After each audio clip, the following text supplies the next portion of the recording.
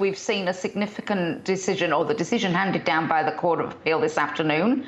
It came late in the day at about 4:30 local time, which I think in itself was significant. And essentially what we've seen the court say in very quite trenchant terms is that Samoa has a new government, and indeed has had a new government since the 24th of May, when the FAST Party conducted an impromptu swearing-in ceremony in the grounds of the Parliament building. And the court has basically said that with that effect, that was the government of Samoa, and anyone else purporting to be holding office, either on a caretaker basis or otherwise, is doing so illegally. And so this obviously appears to pave the way for a transition of power. Were you surprised that the ruling was handed down today? I think I was surprised. I think we were expecting it to be handed down on Monday. I think on reflection, it seems to me that it's probably quite a canny move, in as much as it gives everybody the weekend to maybe work through some of the emotion, whether it's elation or disappointment or whatever it is. Fiame Naomi Matuafa has already said that her party will be spending time in church and some prayers and celebrating, with a view to taking over running the government on Monday. So it kind of gives everybody a chance to, take a breath and put some distance between the decision of the court and what happens next. And Tess, do you think this will bring an end to the uncertainty, given there are no further avenues of appeal? Look, you're right. There are no further avenues of appeal, and we would certainly hope that it will provide the circuit breaker that the people of Samoa have so long been looking for. But until we see the previous Prime Minister, Tuila Epa, actually concede and make moves to transfer power to his successor, it's hard to know that he's actually finally accepted what appears to be inevitable. His latest position is that he will meet with the party caucus on Monday and they will decide a course of action. So we just need to see what happens then. And what is Tuila Epa going to be like in opposition, do you think?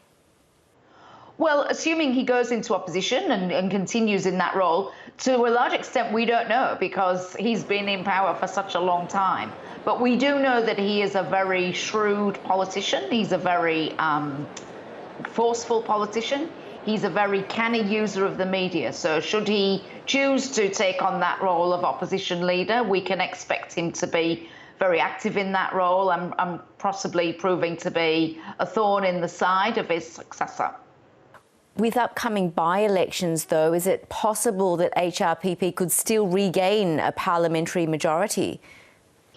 Well, certainly, if all the by-elections were to go their way, we would be down to almost back to where we were in the middle of April, with both sides having pretty much the same number of seats. So certainly it could lead to a hung parliament, and then, or give him the option of seeking to maybe entice a couple of people to join him in a vote of no confidence. But that's something that would be quite some way down the track. Certainly, I wouldn't expect that to be happening within the next 12 months.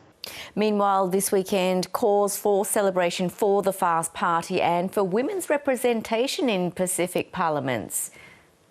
Yeah, certainly it is a big milestone for Samoa to have its first female Prime Minister, and it's, as you say, it's a milestone for the region more generally, where women do not appear in very senior positions very often.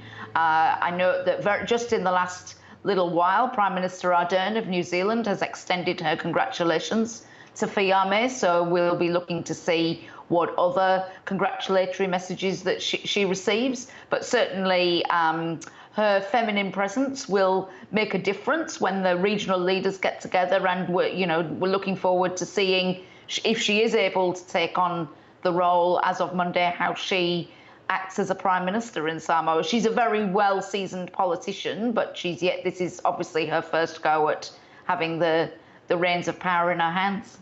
Well, tell us a bit more about Fiame, how she got to this position. What kind of leader you think she will be for Samoa and the region?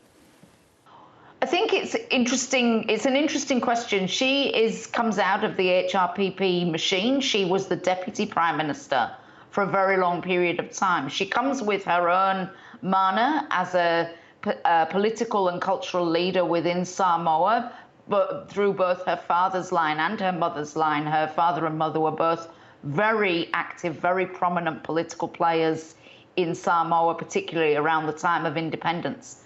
So she is a very recognized political player. She's not new to the game of politics.